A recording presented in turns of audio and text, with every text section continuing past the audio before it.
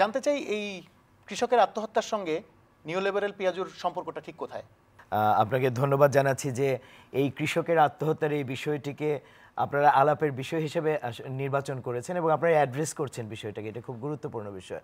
তো এই যে সাইফুল শেখ আত্মহত্যা করেছেন, মানে এটা আমাদেরকে আসলে বলতে হচ্ছে, মানে এর চাইতে তো দুঃখজনক বা এর চাইতে ক্ষোভের এবং এর চাইতে অপমানজনক কোনো কিছুই আসলে নাই, কারণ এটি একটি প্রশ্নের মুখে আসলে আমাদেরকে দাঁড় করিয়ে দেয়। এবং স্বাধীনতা দিবসে যদি আসলে বাংলাদেশের কোনো কৃষক আসলে বিষ খেয়ে আত্মহত্যা করে এবং এই যে বঞ্চনা, সেটা একটা বার্তা দেয়। তো এটি কিন্তু প্রথম কোনো ঘটনা না যে সাইফুল শেখের মতো কৃষকেরা বাংলাদেশে আত্মহত্যা করছেন। তো উনি আত্মহত্যা করেছেন কেন? কারণ উনি মেহেরপুরের যে মুজিবনগরের ভবের পাড়া ওনার যে গ্রাম, উনি তো একজন প্রান্তিক ক্ষুদ্র কৃষক, মানে বাংলাদেশের অন্যান্য সব কৃষকের মতোই একজন কৃষক, যার ঠিক যে গনি মিয়ার নিজের কোনো জমি ছিল না, তারও ওইভাবে আসলে জমি নাই, তারপরও তাদের যে পারিবারিক 1 বিঘা জমি, এবং উনি বর্গা নিয়েছেন 1 বিঘা জমি, 2 বিঘা জমিতে উনি আসলে পেঁয়াজ চাষ করেছিলেন, সুখসাগর নামে একটা পেঁয়াজের জাত। এবং উনি মনে করেছিলেন যে পেঁয়াজ বিক্রি করে, যেহেতু তার বিগত সময়ে পেঁয়াজের বাজার লাগাম ছাড়া ছিল এবং তিনি মনে করেছেন যে পেঁয়াজের একটা দাম পাবেন। তো পেঁয়াজ চাষ করে তার যে চাষের যে খরচ হয়েছে, সেই চাষের খরচ প্রায় 1,70,000 50,000 এরকম টাকা হয়েছে, কিন্তু উনি পেঁয়াজ বিক্রি করতে পেরেছেন মাত্র 60,000 টাকার। ওনার ক্ষতি হয়েছে, মানে লোকসান হয়েছে প্রায় 1 লাখ টাকারও বেশি।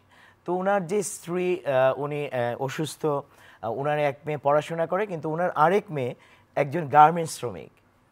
এবং এই এই এই যে ঘটনাটা দেখেন, মানে তারও আগে স্বাধীনতা দিবসে 2022 সনে রাজশাহীর গোদাগাড়িতে সেচের পানি না দেয়াতে কৃষক অভিমানে আত্মহত্যা করতে বাধ্য হয়েছিলেন। ওইখানে অভিনাথ মার্ডি আত্মহত্যা করেছিলেন, রবি মার্ডি মারা গিয়েছিলেন 2022-এর 26শে মার্চের দিন।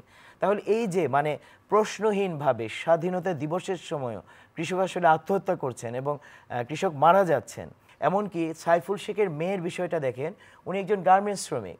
তার মানে আমাদের অর্থনীতি, আমাদের কৃষি, সেটি বাঁচিয়ে রাখছেন সাইফুল শেখ এবং তার মেয়েরা।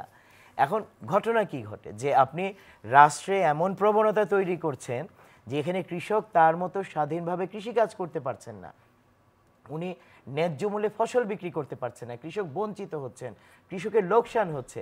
আবার গ্রাম ছেড়ে কৃষক যখন সাইফুল শেখের মেয়ে গার্মেন্টস শ্রমিক হচ্ছেন, আপনি তাকে রানা প্লাজাতে মেরে ফেলছেন।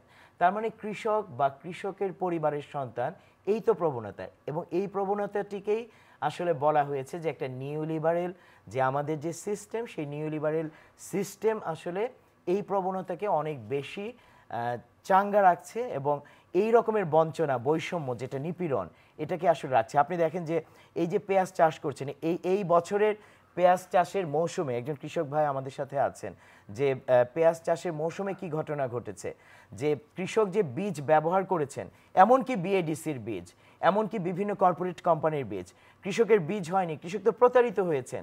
এমনকি যখন কৃষক হচ্ছে যে বিষ ব্যবহার করেছেন, বাইরের অ্যান্থ্রাকল খবর এসেছে, আরও অন্যান্য কর্পোরেট কোম্পানির বিষ, কৃষক প্রতারিত হয়েছেন, পেঁয়াজের জমি ঝলসে গেছে।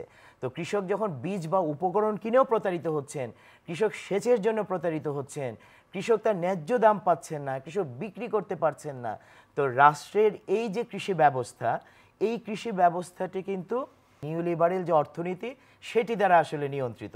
সেই নিয়ন্ত্রণে আসলে আমাদের সামনে কখনো আসলে পেঁয়াজুর নিয়ে আসা হচ্ছে, এই যে যে মানে সাইফুল শেখের মেয়েরা রানা প্লাজা ধসে আসলে আবারও আসলে মারা যান, সেখানে তো নিউলিবারেল টি শার্টই নিয়ে আসা হচ্ছে। তাহলে এই যে কর্পোরেট কোম্পানি সারা দুনিয়াকে যারা দখল করছে, এমনকি বাংলাদেশের খোদ কৃষি ব্যবস্থা, সাইফুল শেখের এই আত্মহত্যা সেই বার্তা দেয় যে আমাদের এই কৃষি ব্যবস্থার একটা আমূল সংস্কার জরুরি, এবং এই বার্তা দেয় যে এই নিউলিবারেল ব্যবস্থা থেকে কৃষকের মুক্তি জরুরি, আমাদের কৃষি খাদ্যের মুক্তি জরুরি, এবং আমাদের জনগণের মুক্তি